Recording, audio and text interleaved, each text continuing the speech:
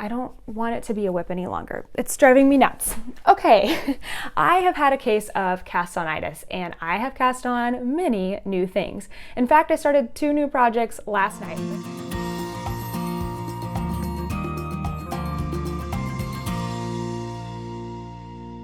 Hey everyone, it's Natalie, also known as Knitty Natty. Welcome to episode 96 of the Love and Stitches podcast.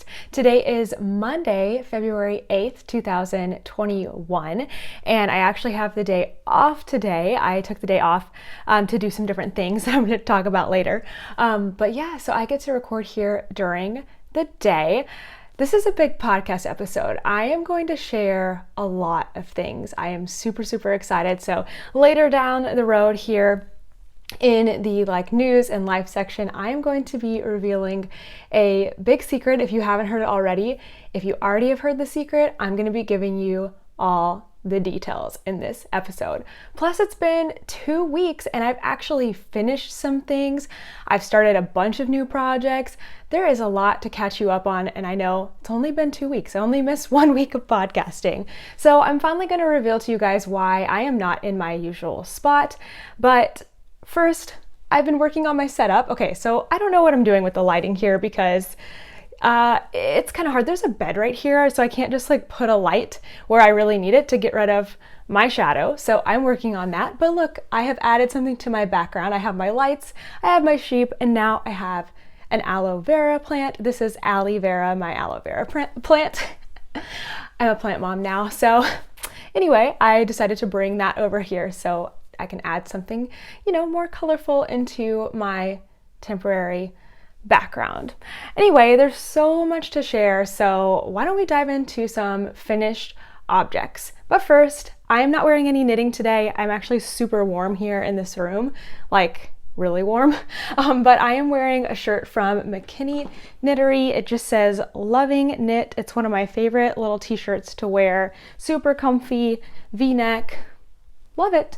And if you are not in Texas and can't go to Knitty Natty, I believe you can give them a call and order one of these shirts if you so choose. I have got another one too that says getting knit done, which I also really enjoy. It's a cute t-shirt. Okay, I've finished some things since the last podcast. I have my first finished object of the year, and those are my January socks, okay? I almost didn't finish these in time for January. So I'm participating in the, what's it called? I know it's by So Sweet Violet and Lay Family Yarn. It's the Rainbow Sock Chronicles, I believe.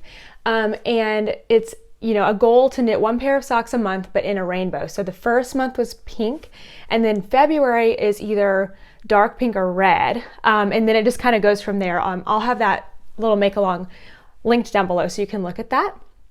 But while I'm not super concerned with following all the rules and everything, because I don't plan on actually entering anything, I just like following along and kind of doing it as a challenge.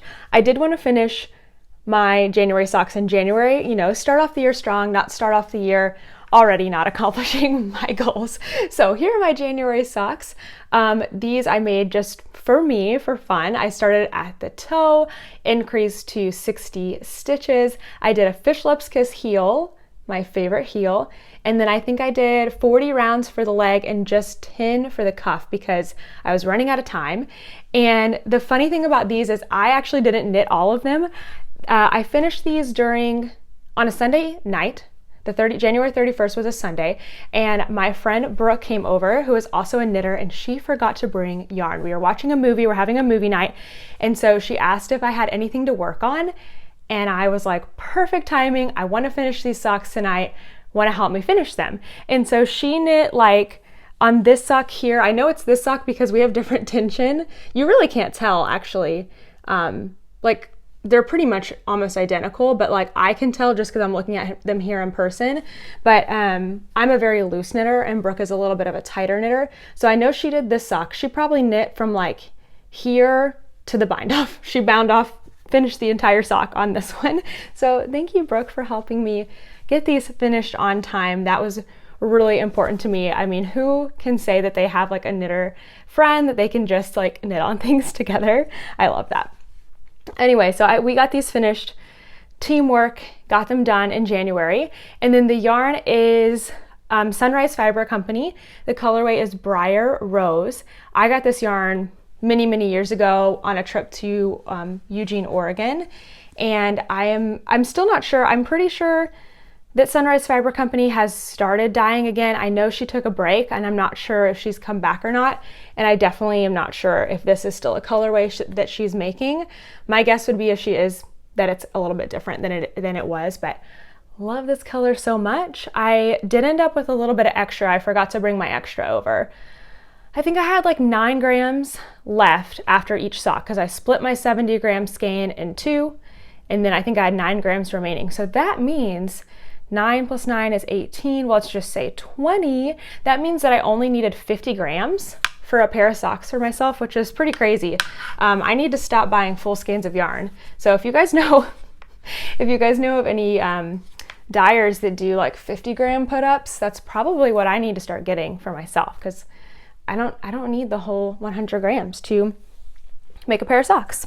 Okay, I have 2 other finished objects. They were nearly finished last episode, but I just hadn't done like the final round on them, and they are so newly finished that they are still damp. I blocked them last night right before bed, so this one is a little drier, but I don't want to hold it up for too long because it is a little damp and it'll get stretched. This is the Playtime cowl. This is the single skein version, the single loop version. And again, I'm not going to put it on because I'll also hit my microphone, but it's a single loop cowl crocheted, and all I had left to do was this backwards, what's it called? Backwards single crochet. I always call it crab stitch, but I know it has a few names. I just had to do the border on one end, so finished that up last night and blocked it. And so now that's done. I really love how that's looking. This pattern is going to need testers here soon, but actually I better not fold that up. It needs to keep on drying. We'll lay that out flat.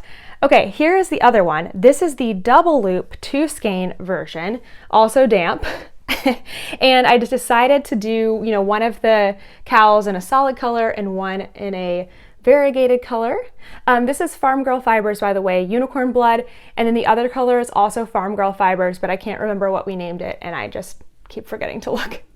Okay, so this is the double loop version. It is narrower, longer, and meant to double up, which works out great. But here's my dilemma, and I would love your opinion on this before I send this out to testers. So I intended this pattern to be one pattern with 2 versions, the single loop and the double loop. The single loop would be a one skein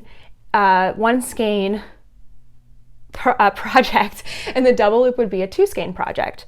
But what happened is this one ended up being a 2 skein project, but just barely. It uses about 110 grams. So that means you're going to use a full ball, 100 grams, and then only 10 of the next one, which I don't always love that in patterns, because then I'm left with almost a full ball. Like, what am I supposed to do with that? So I'm not really sure what to do. I need to let this completely dry and then try it on and see after blocking if I could somehow change the pattern, maybe to make it a bit shorter, a bit narrower, so that instead of being a 2 skein shawl, it could also be a 1 skein, cowl. That would be great for many reasons. One, it's going to save you money if you're making this pattern, because you only need 1 skein. Also, I love 1 skein projects because you can grab something, a lone ball from your stash, and just use it up and to make something beautiful.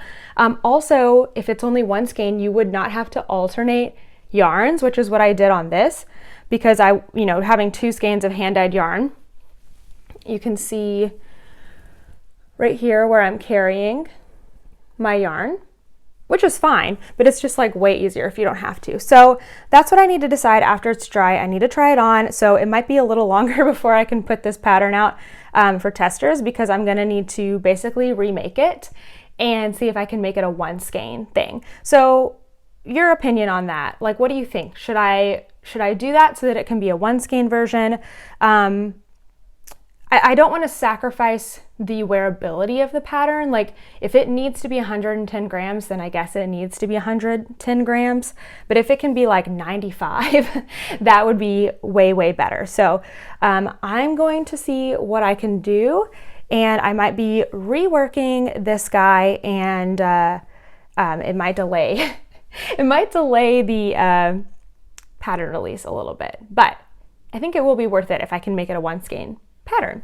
Anyway, I need to let it totally dry so that I can try it on and show you how it looks. Before we move on to whips, because I have a few new ones this week, I just wanted to say thank you so much to Skillshare for sponsoring this video. Skillshare is an online learning community with thousands of inspiring classes for creative people just like you and me. They have topics from illustration to design, crafts to music production, and even productivity, freelancing, entrepreneurship. I've actually been using Skillshare to learn how to use Adobe Premiere Pro, which is an editing program. As many of you know, I am still filming and editing videos on my iPhone, which is fine, but I would really like to improve my skills. I just got a brand new camera, and Skillshare is helping me to learn those editing skills so that I don't have to waste my time with trial and error. I can just learn from an expert, take a 60-minute class, and have all the skills that I need. I mean, they have so many cool classes, from knitting and crochet ones that can help propel your hobby forward. And I just found this class called Productivity for Creatives. It says it's all about building a system. I'm looking at it right now. It is next on my watch list. It looks super, super cool and perfect for me or anyone else who is looking to build a business. Skillshare is super affordable. A yearly subscription is less than $10 a month, and that gives you unlimited access to literally thousands of classes. Now, the first 1,000 of you to use my link down below in the description box are going to get to try out Skillshare Premium absolutely for free. So make sure you go ahead and click on that link, because I do have almost usually around 3,000 or 4,000 people watch these videos. So you want to be the first 1,000. Let me know what kind of skills you are looking to learn, what kind of classes you would take, and maybe we can join in the next one together. Let's talk whips. I think we should get one of them out of the way. You guys know which one. It is Slipstravaganza. Okay, I have a goal now to finish this. Well, I mean, obviously I've always had a goal. You know, first of all, it was the make along, then it was the end of 2020, then it was the end of January, and now, honestly, I would love if I could get it done by Friday. Like, be binding it off on Friday, because on Saturday, I'm actually going on a trip. More on that later. And I don't want to bring this with me. And I also don't want to leave it here like unfinished. So I really want to get it done. Okay, so this is Slipstravaganza by Stephen West. You might have seen me show it before. Just kidding. You definitely have if you've been watching any of my podcasts, because I've been working on it for a century. I have made a little bit of progress in the last week. Since January is over, I haven't been as good about doing Make 30 for 30 every day. Plus, I've been trying to finish up some other things, and so I just haven't worked on this as much. But I am still on the last stripe.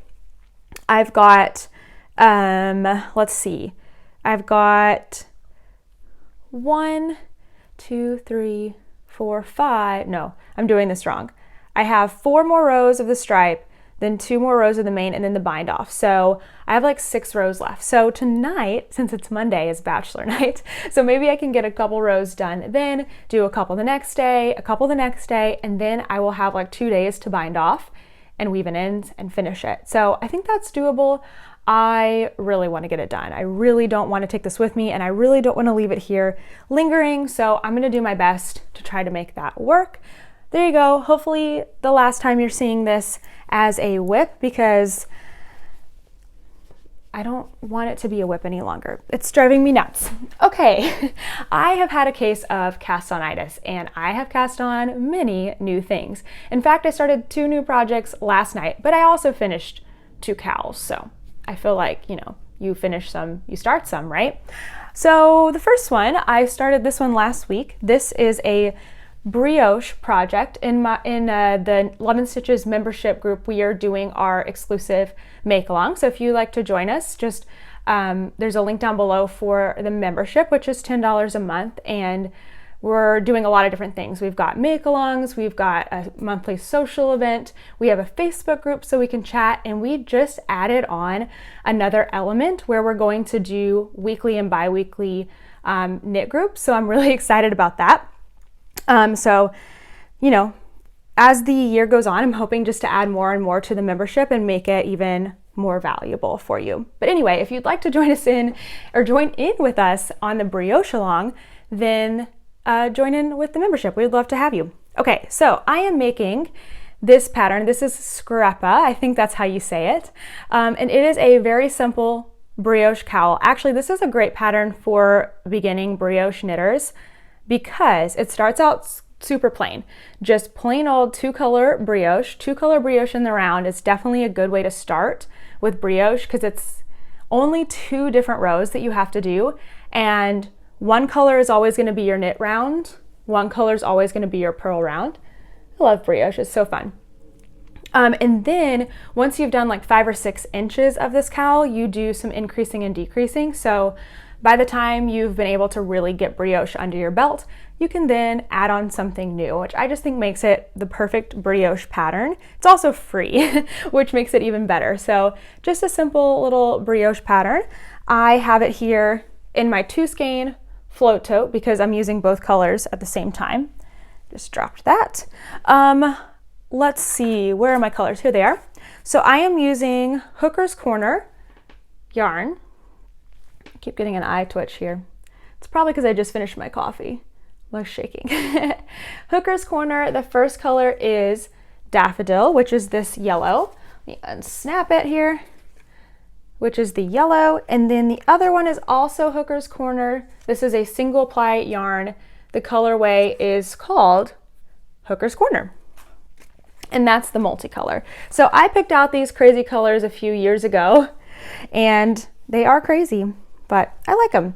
So the cowl won't use up all the yarn, so I don't know what I'm gonna do with the rest of it. I'm snapping these back in. Oh, I just found a stitch marker. That's funny. So anyway, Scrappa, it is just a simple single loop cowl, fun brioche knitting, and I'm doing it for the brioche along. I also started my February socks. So like I said, I'm doing the Rainbow Sock Along, sort of, or the Rainbow Sock Chronicles. Now I can't remember which one it is, but February is either dark pink or red. And of course, you know, 3 guesses to which one I chose. I went for dark pink. Oh, and I have to say thank you guys for helping me pick out which of my new yarns would be my socks and which would be my Musselburgh hat. I did cast that on too, but I just barely started my socks last night. So this yarn is from Spectacular Yarns. It's one of the yarns that I showed in the last podcast. And it's a 75-25, and this is a one-of-a-kind colorway. I think she said it was part of her advent, potentially, but it is like a bright fluorescent pink. Every once in a while, it has these like blue-violet speckles in it. It's so much fun. So I split my skein in half, 50 and 50, and these are the mini yarn cozies. And then I just started the toe and did a couple rounds. Look at my hand shaking. It's definitely the coffee. I did Judy's Magic Cast On and then did just a couple rounds to get started. So now this project is ready to go. I can take it with me, you know, if we're like in the car or out and about. And now these are ready. So not much progress on those February socks, but sometimes casting on is like the part that I delay the most. So it's good just to have those started and ready to go. And then, so last night was the Super Bowl. That's why I was casting on and finishing so many things. I like worked all day, and then I was like, I want to be done by the time the Super Bowl starts so that I can just sit and knit. And I did. For the first time, I almost didn't give myself too much to do. which rarely happens. Okay, so this is one of the other skeins I was showing in the last episode. This is a yarn that I first bought for my Slipstravaganza actually, but it ended up being too light. So I changed it out with a skein that I had in my stash. And I thought, oh yes, I do.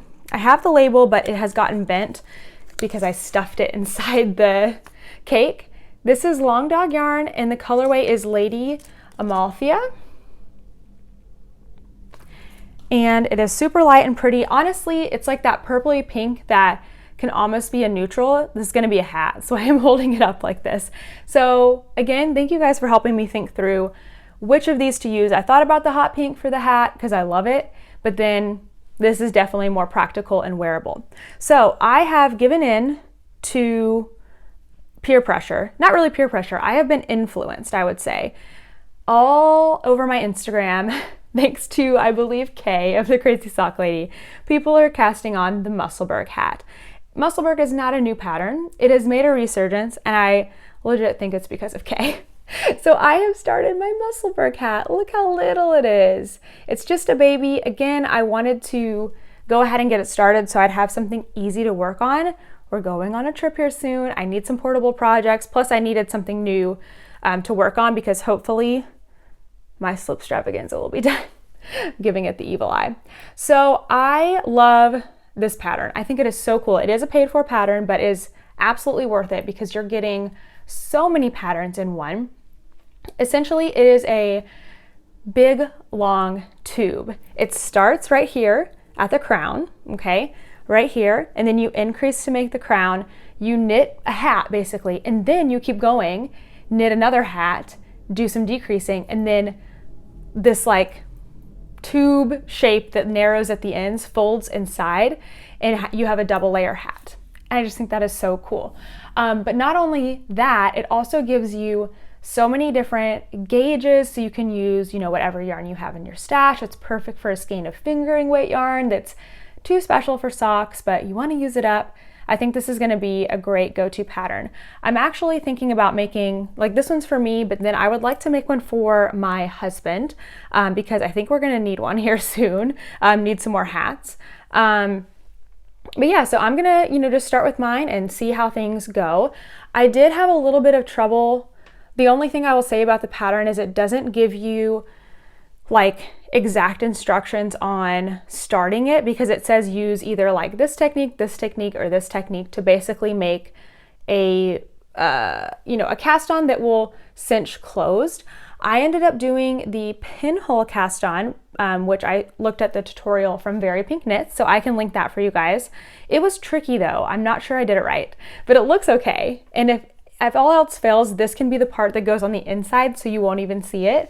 But I did see some other different cast-ons, but the tutorials were not very new. They were like, the quality could have been better.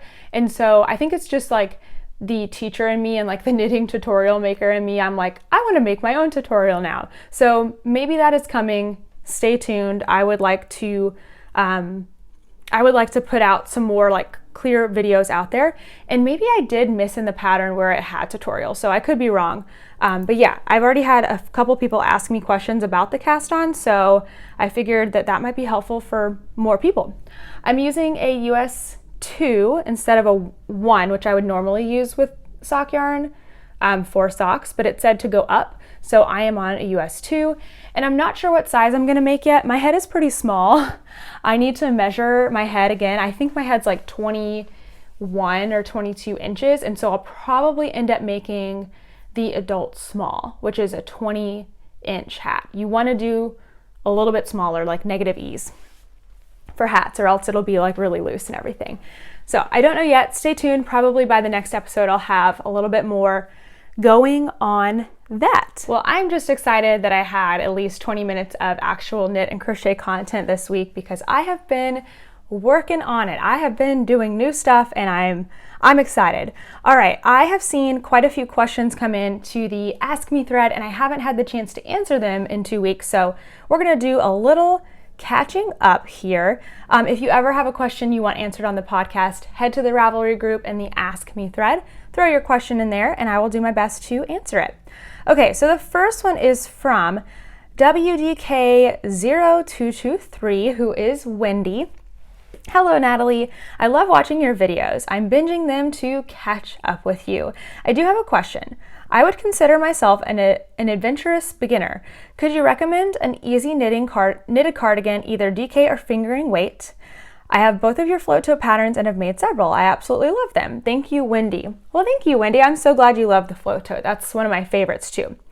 Okay, so as far as knitted cardigans go, I do have a couple suggestions to get you started. So my favorite, this is going to be a fingering weight pattern. Actually, you could just hold, I think you can just hold one strand of fingering weight. It is going to be the Like a Cloud cardigan by Joji Locatelli.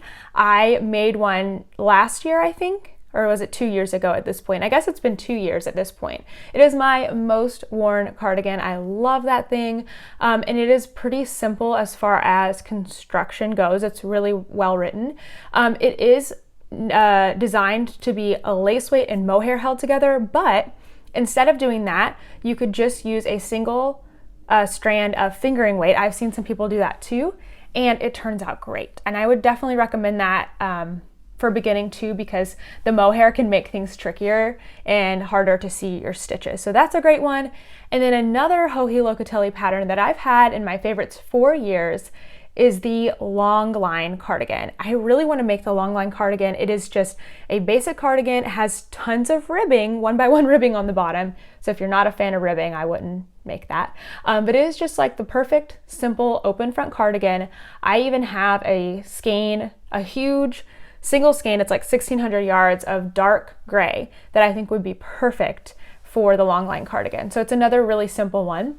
While I haven't actually made it yet, I feel like it would be good for a beginner because Joji's patterns are always well written and the construction and the stitches are quite simple. So check out those two and also look at some other patterns from Joji. And then if anyone else has any recommendations, let us know in the comments or head to Ravelry and you can help us answer that question for Wendy.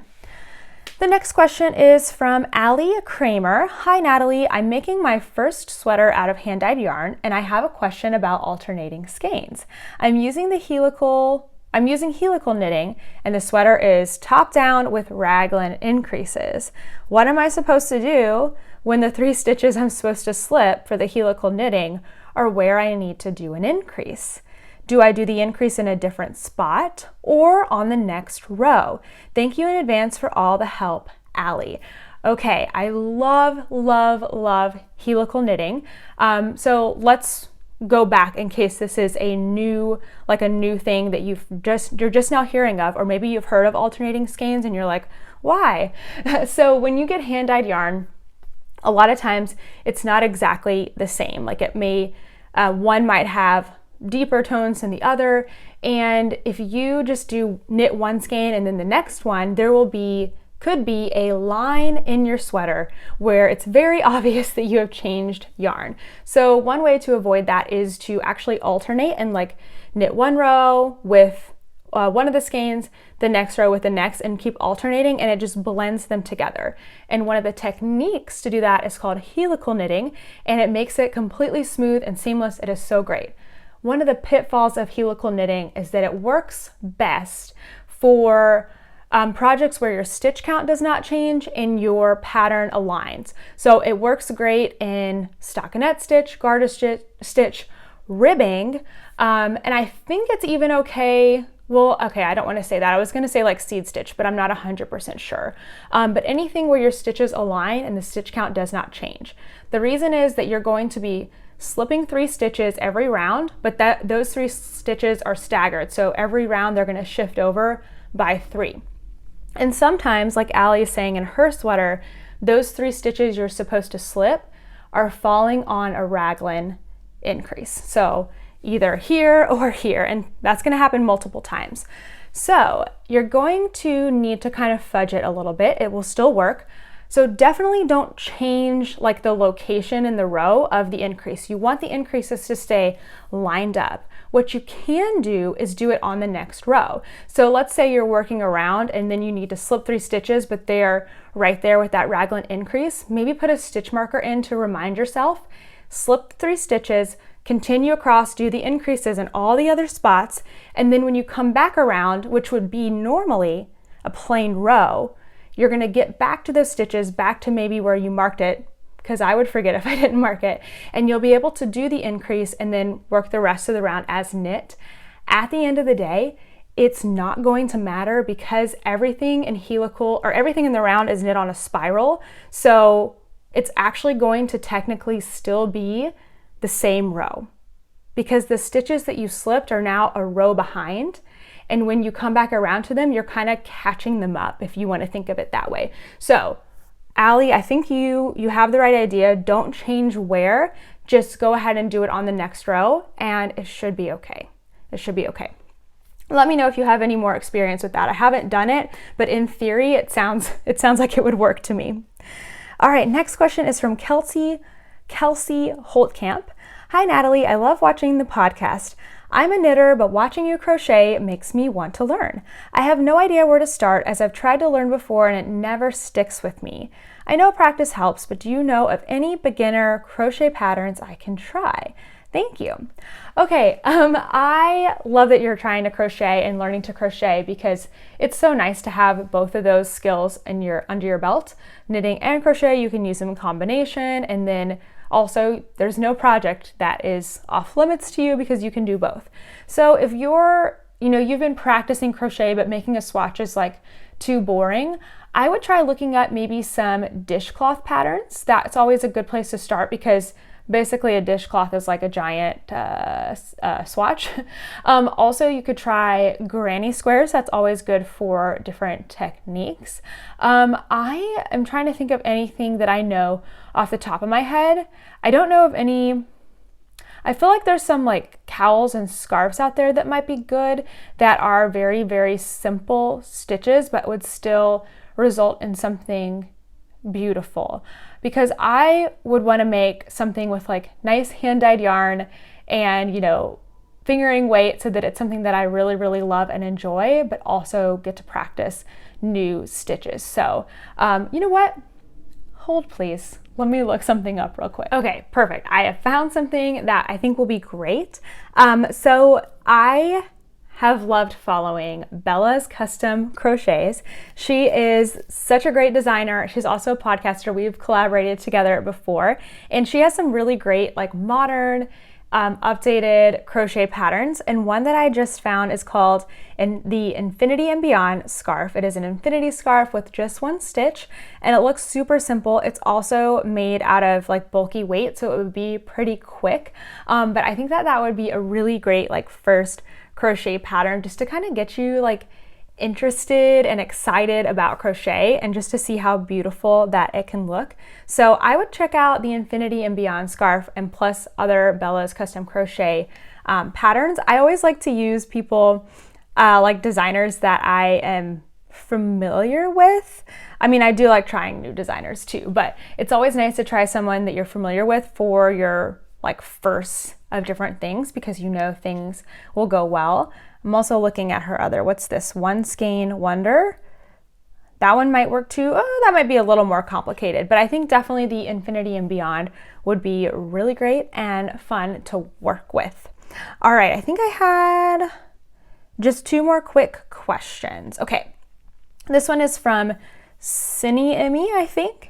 Hi Natalie, I have a designer question. I have a few designs that I've been trying to get tech edited for over a year, and every time I think I have someone to edit them, suddenly something happens and they can't do it, like COVID hitting and them either stopping editing or just too busy. I have had 3 people say they will edit, people I was paying, and then after I sent them the design, they stopped all contact. How do you, 1, find a tech editor, and 2, make sure they are legit and won't rip you off? Thank you. Okay, first I just want to say I am so sorry that that's happened to you. That is awful. When somebody doesn't complete a job, they should refund your money, and they should also communicate with you at the very, very least, in my opinion. Like, I don't know how anyone can do that to somebody else. Of course, there are always circumstances that are maybe extreme and, extenuating, I guess. But I can't believe that's happened to you 3 times, and I'm so sorry that's happened to you. Okay, so I will first say that I do not use a tech editor. instead of getting my patterns tech edited, I get them thoroughly tested by many different test knitters or crocheters. While that's not the same as tech editing, and tech editing is definitely a good idea, it does help make sure that my patterns are clear and that other knitters and crocheters will be able to read them. So that's something you could try, is instead of doing tech editing, maybe have them tested, or maybe you're doing both. I don't know. So I don't have a personal tech editor that I use. As far as finding someone for tech editing, I would go through word of mouth, and I would find another designer that you know that has a tech editor and ask them who they use. I think that that's always a good way to find somebody who's reliable and isn't going to rip you off. But that is just crazy that they took your money before they were finished with their job in the first place. I feel like you should pay for the job when you are done, or maybe pay like half or something. I don't know. That is just crazy. But yeah, I would definitely find some other designers that do use tech editors and see who they use, see if they will let you know who they use, because I don't know why they wouldn't, because it's not like a tech editor can only work for one designer, and usually tech editors are like freelancers and small business owners too, and so it's always great to give them more business. So I would potentially try to do that. Maybe if we have any people who are tech editors, you can let us know and contact Cindy Emmy. One more question, because this one is a quick one. This is from Sheila Bobby. Hello, I have a sock question. I cast on my first ever sock at the beginning of January. I'm fairly new to knitting in general, so I'm kind of at a loss. I completed the sock, but I noticed that the toe and my heel were not in line with each other. The toe seems to have twisted. I was wondering if you know why this might have happened, or how to correct the twist on the next sock. And then she included a picture here. Let's see if I can show you, of her socks twisting. Okay, so Sheila, I'm going to hopefully make you feel relieved. Your socks are not twisting. They're actually perfect. Your sock looks really, really good. So it may appear that it is twisting because all knitting in the round is a spiral. So as you knit, your stitches will kind of start to twist like so, which is what you're seeing here. But your heel and toe are actually perfectly in line. The reason that I know that is I can follow the bottom of the heel straight across to the toe decreases. My socks do this too. What will help is either blocking them or just wearing them.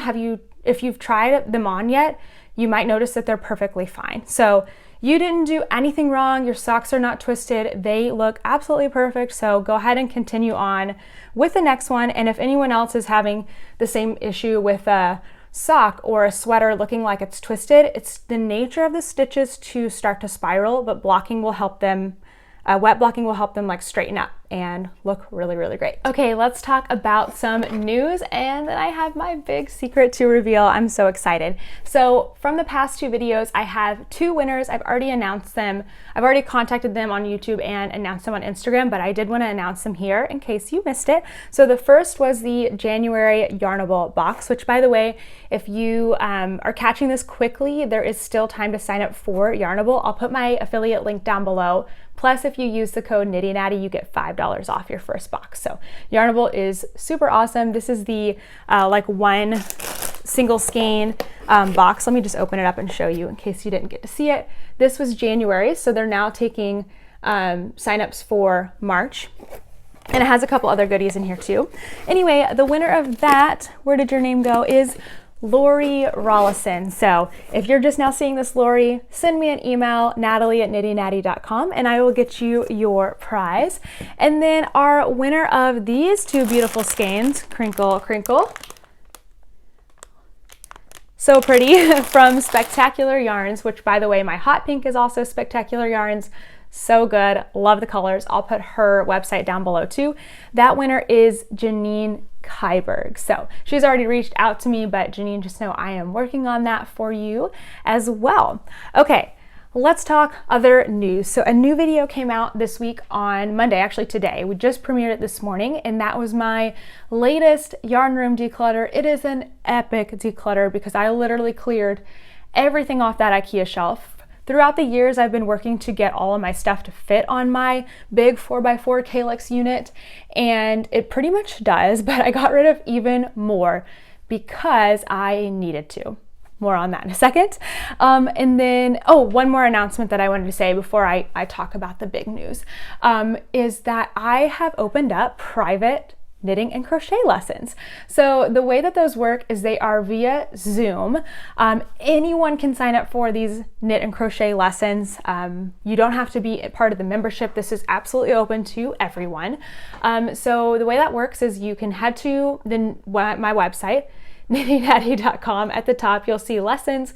Click on that, and then there will be a space to sign up for lessons. You'll see my availability, which is a little bit sporadic right now. Soon, though, I will be able to have more consistent hours. I'm very excited about that.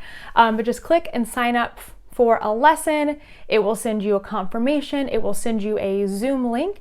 And then when it comes time for our lesson, you and I will both sit down at our computers from wherever we are in the States or the world, and we will get to talk with each other via Zoom. And then the way that works for me is I have two cameras. I have one for my face. It doesn't really matter that much. And I have one camera facing down on my hands. So whatever you want to learn, I'm going to have it prepared, and then I will show you. You'll be able to see my hands doing the knitting or crocheting, whatever it is. And we will walk through the lesson that way. And then I will record the lesson and send it out to you. So if you want to ever watch it back, you have that. So for example, last week I did a brioche lesson. We covered brioche increases, decreases, and brioche bobbles.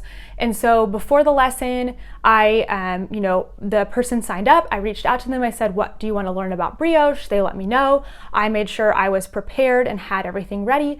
And then during our lesson, we covered those things, and I recorded the portion where I was showing my hands and then sent it out to her afterwards. So now, not only did we have the lesson, but she also has that to look back on, to remember those different things.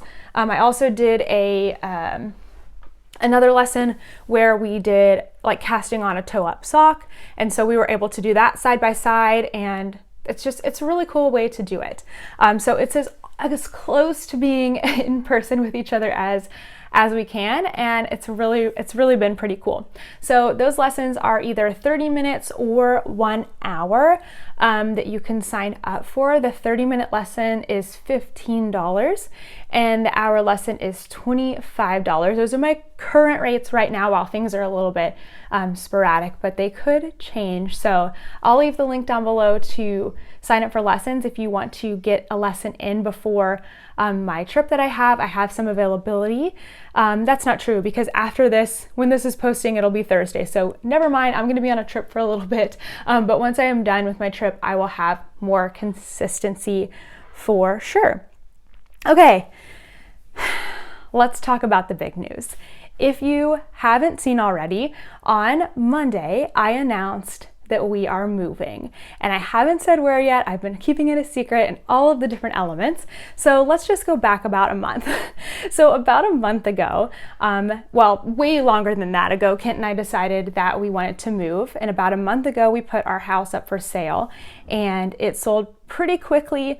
We're now hitting some different, just house selling stuff, but whatever, that's not important. So you may have noticed that I went kind of off of Instagram, kind of not as engaged and everything with YouTube and Instagram, because for the last month I have been living here in this room, in the house at my mother-in-law's house. So while we've been selling, we've been really fortunate to get to come and stay with her, and that's allowed us to move properly because we are actually downsizing. And so we are downsizing, so we are literally selling everything. Our house is pretty much completely empty. We've sold our beds, couches, still working on our dining room table. All of our dishes are packed up. Everything is just in a moving state because we're moving.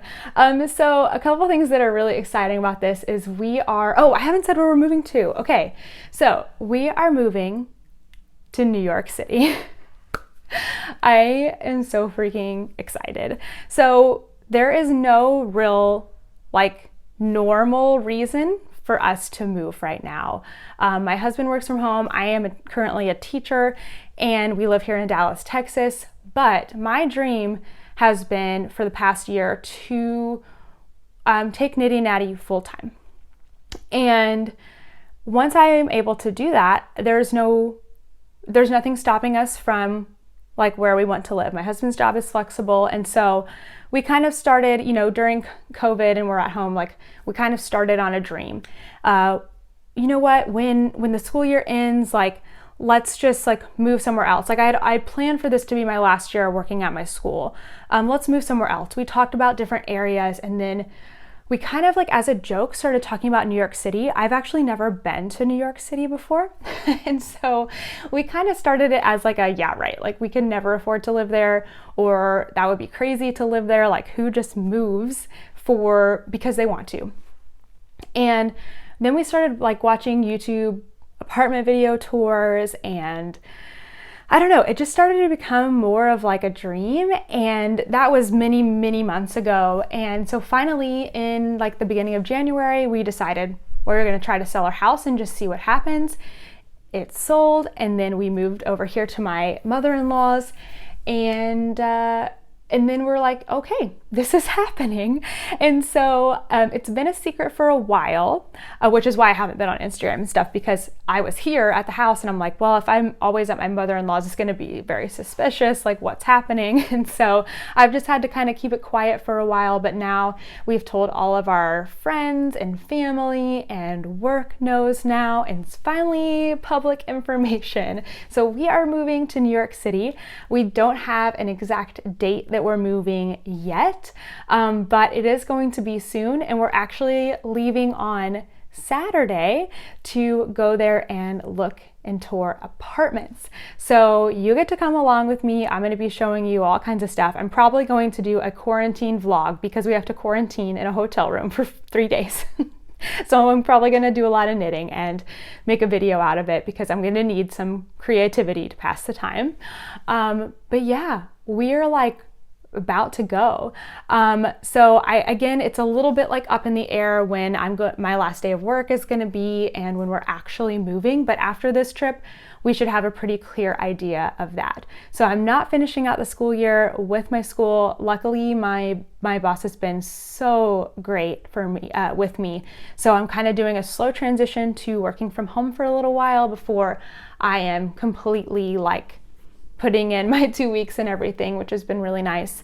But yeah, all that's coming up soon. So what that means is that hopefully in March or April, I will no longer be in Texas. I will be in New York City, in a new place, and a new yarn scene, in a new apartment with new yarn stash stuff, and that all the time that I can commit myself fully to Knitty Natty and also this and that, and just make this like the dream that I always wanted. So that's the news. I'm beyond excited. Let me know what questions you have about it, and I will do my best to answer, within reason that protects our privacy and everything. Make sure you're following along on Instagram at Knitty Natty, and also follow this and that because I kind of do things like similar things, but I do them a little differently over on this and that since it's more of my personal lifestyle and like cleaning and organization channel. I kind of get to show a different perspective over there, and sometimes even more detail than I do here on Knitty Natty. So if you want like the full picture of everything, make sure you are watching in both places. I do try to make that different. Anyway, so bringing me joy, that's it. I get to make this dream happen, move to New York City, work full time doing what I love to do, and really give it the opportunity to be a lifestyle for me. And I feel really grateful for that. I'm very excited. All right, don't forget that there is a Skillshare link down below for you, for the first 1,000 of you to try Skillshare Premium for free. Let me know any questions you have about our big, exciting move, and I will see you again really, really soon. Bye.